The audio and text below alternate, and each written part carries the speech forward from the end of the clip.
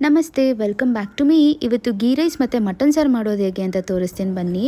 ಒಂದು ಬಾಣಲಿಗೆ 2 ಬೆಳ್ಳುಳ್ಳಿ, 3 ಇಂಚಷ್ಟು ಶುಂಠಿ, 3 ಈರುಳ್ಳಿ ಹಾಕಿ ಅದಕ್ಕೆ 3 ಮೆಣಸಿನ್ಕಾಯಿ, ಹಸಿಮೆಣಸಿನ್ಕಾಯಿ ಆಪ್ಷನಲ್ಲು, 1 ಸ್ಪೂನ್ ಎಣ್ಣೆಯಲ್ಲಿ ಚೆನ್ನಾಗಿ ಗೋಲ್ಡನ್ ಬ್ರೌನ್ ಆಗೋವರೆಗೂ ಫ್ರೈ ಮಾಡ್ಕೊಳ್ಳಿ.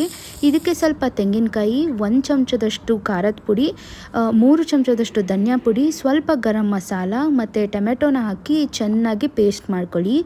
ಈಗ ಒಂದು ಕುಕ್ಕರ್ಗೆ ಸ್ವಲ್ಪ ಎಣ್ಣೆ, ಹಚ್ಚಿರೋ ಪುದೀನ ಮತ್ತು ಮೆಂತ್ಯ ಸೊಪ್ಪು, ಅದಕ್ಕೆ ಟೊಮ್ಯಾಟೊ, ತೊಳೆದಿರೋ ಮಟನ್ನ ಹಾಕ್ಕೊಂಡು ಮಟನ್ನು ಎಣ್ಣೆಯಲ್ಲಿ ಚೆನ್ನಾಗಿ ಫ್ರೈ ಆಗೋವರೆಗೂ ಉಪ್ಪು ಹಾಕ್ಕೊಂಡು ಫ್ರೈ ಮಾಡ್ಕೊಳ್ಳಿ. ಮಟನ್ನು ನೀರು ಬಿಡೋಕ್ಕೆ ಶುರು ಮಾಡುತ್ತೆ.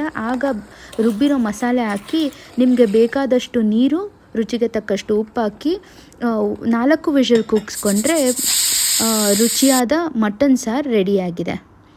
ಈಗ ಸಿಂಪಲ್ಲಾಗಿ ಗೀ ರೈಸ್ ಮಾಡೋದು ಹೇಗೆ ಅಂತ ತೋರಿಸ್ತೀನಿ ಬನ್ನಿ. ಸ್ವಲ್ಪ ಎಣ್ಣೆ, ಸ್ವಲ್ಪ ತುಪ್ಪ, ಮಸಾಲ ಐಟಮು, ಜಜ್ಜಿರೋ ಶುಂಠಿ ಬೆಳ್ಳುಳ್ಳಿ ಪೇಸ್ಟು, ಅದಕ್ಕೆ ಸ್ವಲ್ಪ ಗರಂ ಮಸಾಲ ಹಾಕಿ ತೊಳೆದಿರೋ ಅಕ್ಕಿನ ಹಾಕ್ಕೊಂಡು ಆ ಮಸಾಲೆಯಲ್ಲೇ ಸ್ವಲ್ಪ ಹುರ್ಕೊಳ್ಳಿ. ಅಕ್ಕಿಗೆ 2ರಷ್ಟು ಬಿಸಿ ನೀರನ್ನ ಹಾಕಿ ರುಚಿಗೆ ತಕ್ಕಷ್ಟು ಉಪ್ಪು, ಕಸ್ತೂರಿ ಮೇಥಿ ಹಾಕಿ 1 ವಿಷಲ್ ಕೂಗಿಸ್ಕೊಂಡ್ರೆ ಗೀ ರೈಸ್ ರೆಡಿ.